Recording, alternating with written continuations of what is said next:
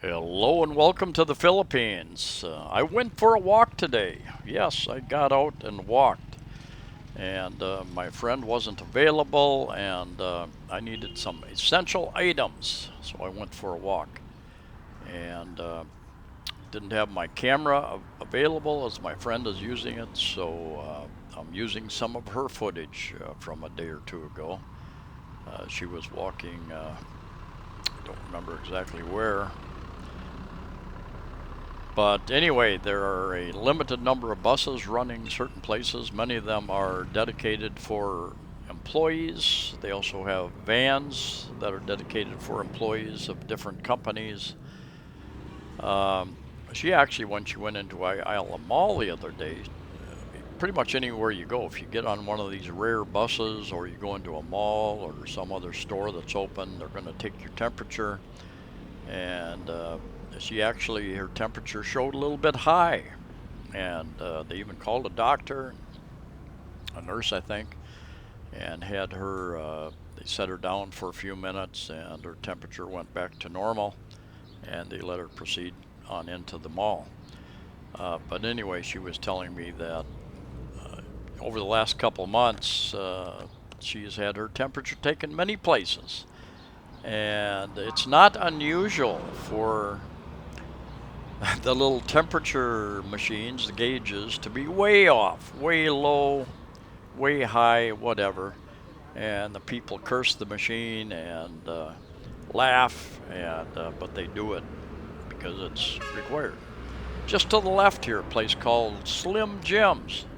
Very good food. Had one of the best steaks, sirloin steaks I've had a long time, many, many months ago. And just to the left down this next little road is Bamboo Bay. I lived there, condominium, 3-tower condominium unit. I lived there for about a year. Not a bad place. I've got a friend who has 2 condominiums there, and I think an Australian guy. I think he's ready to sell those. If anybody's interested, get in touch with me. They are 2 studio garden units, very large on the 3rd floor, very large garden type of balcony area.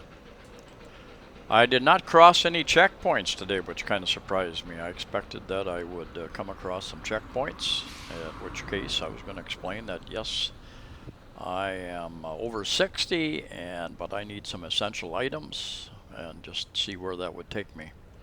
Didn't have that problem. One thing I did observe, and I walk a lot, have been walking a lot for almost 5 years here in the Philippines, is that I'm seeing many, many, many more signs on fences, on street poles, room for rent, room for rent. And that is because so many workers who are now unemployed have gone back to their home province. They went back to their families. And many of the workers employed here in the Cebu city and in other cities, their family lives out in another province someplace. And it's not unusual, even if they have a child, to leave the child with the family to raise, the mother, the sister, the auntie, whatever, and for them to go into the big city, get a job, make some extra money, and send some of that money home. But one of the unintended consequences, of course, of the economic shutdown is that all these people who have lost jobs, and here's a couple people who have lost jobs, utility workers doing some work on the wires up there. Anyway, a lot of those people can no longer, they're not getting income, can no longer afford the rent that they pay, 1,500, 2,500 pesos per month for a boarding house, and they've moved back in with their family, back in the province, back in the country, the smaller towns. And so when the economy starts back up, uh, these people may or may not have jobs to come back to. They may have to go through a new hiring process if they want to come back into the city. Um, they may just decide that they're comfortable there with the family and they will just stay there. I haven't been out walking for about a month and a half, I think, so it was good to get out again. And it was a pretty warm day, but comfortable for me. And my friend, when I saw her later, she said, "Oh, it's so hot today." And here's a guy selling fish. When you can't go to the market comes to you, and you'll see more and more of these types of guys out selling their wares up and down the streets. I have a question for all of you. Are you walking around or going places and shopping? Are you wearing that mask, and how are you dealing with that? Uh, During my walk, I found it difficult and annoying trying to breathe through that thing today, especially since no one anywhere near you 99% of the time. And yet I saw that almost everybody was had their masks on tight, and they were trying to avoid and social distance, which is all good. But boy, that mask was extremely annoying, difficult to breathe through. Most people are wearing cloth masks. You can buy them pretty cheap here now, and I think they're washable, so you can wash them, spray them down with alcohol, that type of thing. Mandawi Foam Store over here. They manufacture foam, make foam mattresses, foam pillows. They make other types of furniture as well. And one of the big one of your options here in the Philippines. A number of different furniture manufacturers and stores. Um, I bought a very comfortable foam pillow from them, one of those memory foam type, for 800 pesos. And my friend said they're listed for about 900 now, so 800 pesos, about 16 US dollars. One thing I hope the Philippines can take advantage of during this crisis, there are going to be a number of companies leaving China uh, for a number of reasons, and there will be competition for those industries. Many furniture companies have left the Philippines over the years as the bureaucracy here, I think, was one of the reasons, the cost of doing business, whatever, a number of different reasons. The incentives were lapsed in one case that I'm familiar with, where a company, big electronics company, was going to expand, and the incentives lapsed, and they decided they would, I think, expand into Vietnam instead. I have a Filipina friend who went to Vietnam. She's an industrial engineer, works at a furniture company and management over there in Vietnam. They pay her much better. And in fact, there are a lot of Filipinos working there. Filipinos, Cambodians, Thais that work in the Vietnamese furniture companies and other factories as well. I see a number of signs on telephone poles here seeking Filipinos wanting to work in South Korea also. With the present situation, there are no taxis, no grab cars, no motorbike taxis, hobble hobbles. There are no jeepneys. So unless you know somebody with a private vehicle, you are walking. And my friend who's lived in Lapu-Lapu and Cebu City much of her life, like so many Filipinos, uh, they know their local area, and that's about it. They know how to get to the market. Maybe they can know how to get to church, to school, to pick up the kids and take them to school. Uh, but my friend has been out, and like so many people, when I ask them directions, they tell me, "Sir, it's too far to walk. Take such and such jeepney," or you need to. It's too far to walk. Constantly telling me that, and it is amazing. She's been out walking to get essentials, and she is discovering Cebu City for the first time in her life, even though she lived here many of the years of her life. Grew up over on Bohol in a smaller town on Bohol for 18 years, and then been over here for over 20 years. And she is amazed at just the experience of being out and understanding that yes, you can walk that far. Uh, you can walk that far, and it's not that difficult. Although, she does get sore feet, legs occasionally.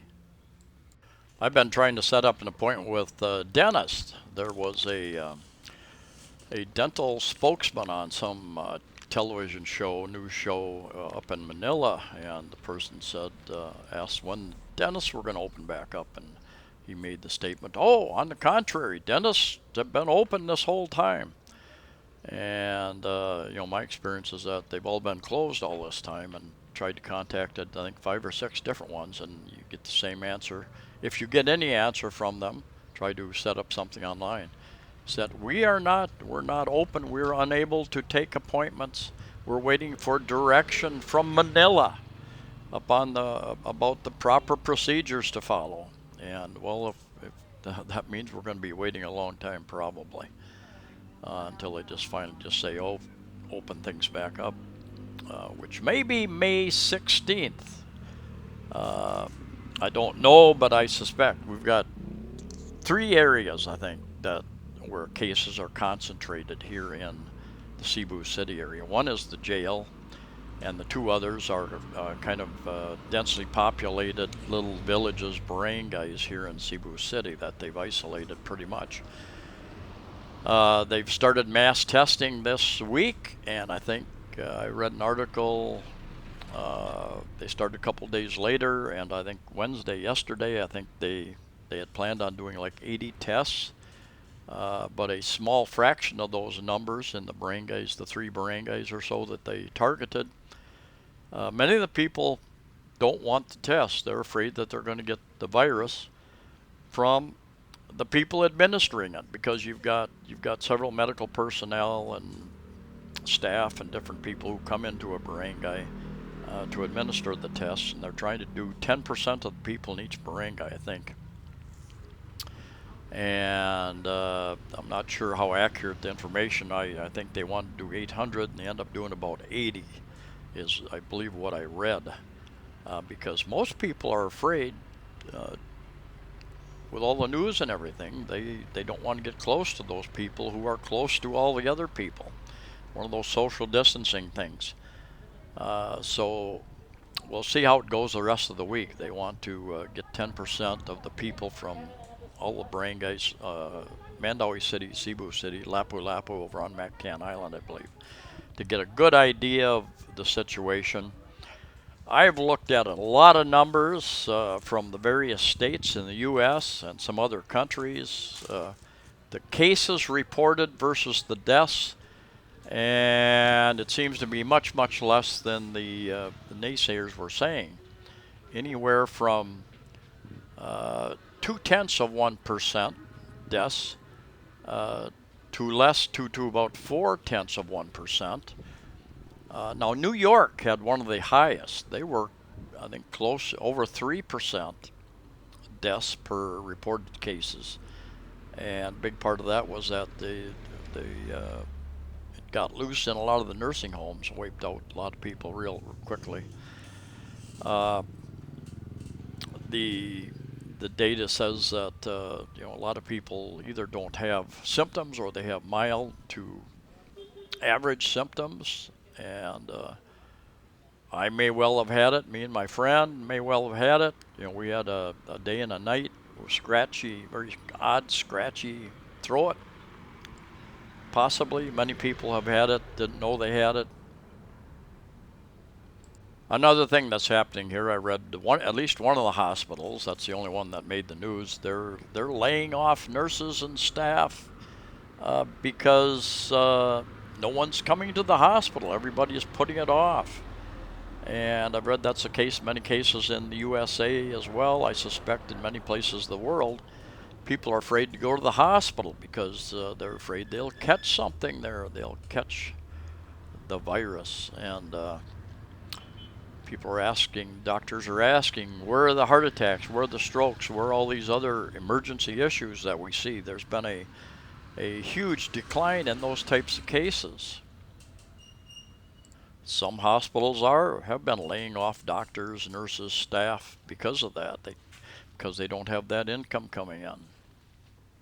Anyway, my friend, she was she'd asked for directions, and they sent her down this narrow little road. It's a little bit longer going this way to where she was going. I've had taxis when the traffic was backed up over on the main road, Hernan Cortez Road. They've come down this road, and usually they haven't saved any time because during those busy hours, you've got traffic here, a narrow road, so you have to stop for traffic and people walking. So I don't think they've ever saved any time. But anyway, they sent her the long way around, a little bit longer. She had a long walk that day, I think about 7 kilometers, something like that. I think I walked about a mile and a half today, a couple kilometers, a little over a couple kilometers. And yeah, it was interesting to get out, that's for sure. I am learning an awful lot and about all of you, the countries that you live in, and what you guys are going through. Interested to hear your comments. The one person mentioned that they were checking on, they use travel insurance, and which I would recommend. I haven't used it in the past, but I probably would in the future. And travel insurance, he said, has gone up about 50%. He was checking on, I think, later in the year. So that is one of the consequences of this present situation. Anyway, any of you guys who are having experiences in setting up new flights later in the year or next year, are you seeing big changes in the costs of travel? If you're trying to set up hotels and resorts, those kind of things, are you seeing big changes, decreases, increases in costs? Anyway, thank you for watching. Please like the video, share the video, and subscribe.